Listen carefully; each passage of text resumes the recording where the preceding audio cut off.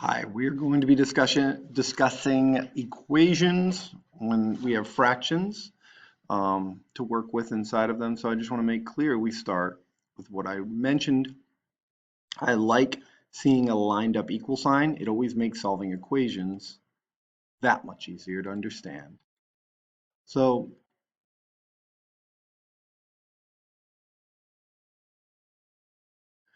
section 2.3, equations with fractions. So we talked about what the word quotient means. It involves division.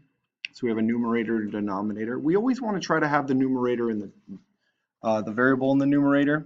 For instance, we have d divided by -4. Before we divide by the -4, I want you to see that the numerator has the variable, which makes it easier to just multiply. Now over here, I gave you the similar example where it's -4 over 10 over -4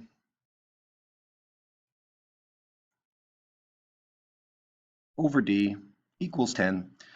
One thing you can do when this happens is literally flip everything. If you flip everything, you put the d to the top, have -4 on the bottom, and make this a fraction. And make it 1 over 10. And then when you go to solve, the -4, multiply both sides by the denominator, and you end up with -2 over 5. Here's your answer. A couple other variations. So here's a good example of what happens when you have multiple operations to be done. So if you have a 12 on the bottom, I want to erase this for a second. If you have a 12 on the bottom, you have to decide, am I going to try to move the 13 over first or the 12? And the answer is you want to move that 12 over first by multiplying both sides by 12, which cancels out. Multiply this side by 12. And then you're left with r plus 13. R plus 13. Now, in order to move the 13 over, now you know the operation is just subtract. It's a different fraction idea. It's just another way of looking at fractions. Here's another example. 15 minus 5 over 3 equals -7. So the first thing we do here is we multiply both sides by 3.